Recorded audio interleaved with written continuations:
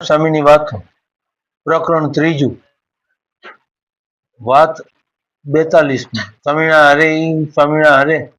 સ્વામીએ વાત કરી ભગવાનમાં જોડાવું કા સાધુમાં જોડાવું.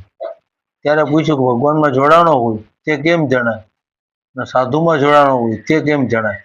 એ સ્વામી બોલ્યા જે ભગવાનમાં જોડાણો હોય તેને ભગવાનના ચિહ્ન, ચરિત્ર, સ્વાભાવિક ચેષ્ટા તે અહોરાત્રી કર્યા સાંભળ્યા વિના રહેવાય નહીં.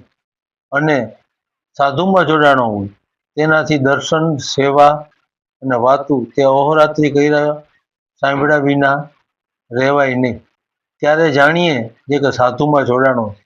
વળી એમ વાત કરી છે જેટલો સાધુમાં જીવ બંધાણો છે તેટલો સત્સંગ છે અને જેટલો જીવ બંધાણો નથી તેટલો કુસંગ છે. ત્યારે પૂછ્યું છે કે આવી રીતે સાધુમાં જીવ બંધાણો હોય તો પણ સત્સંગમાંથી નીકળી કેમ જાય છે. એ સ્વામી બોલ્યા એવી રીતે સાધુમાં જીવ બંધાણો નથી. જો બંધાણો હોય તો જાય જ નહીં. જેમાં લીમડો છે તે જે દિવસે મંદિર કરતા હતા એ દિવસે 2 વેતનો હતો. એક મનુષ્ય ઉપાડે એટલું જ બળ હતું અને આજ તો બધા ગામના મનુષ્ય ભેગા થાય તો પણ ઉપડે નહીં.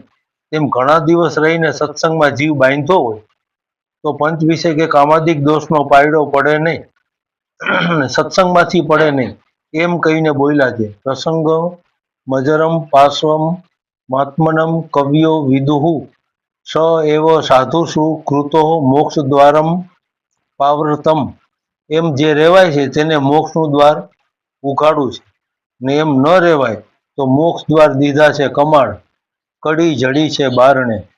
સહેજાન સ્વામી મહારાજની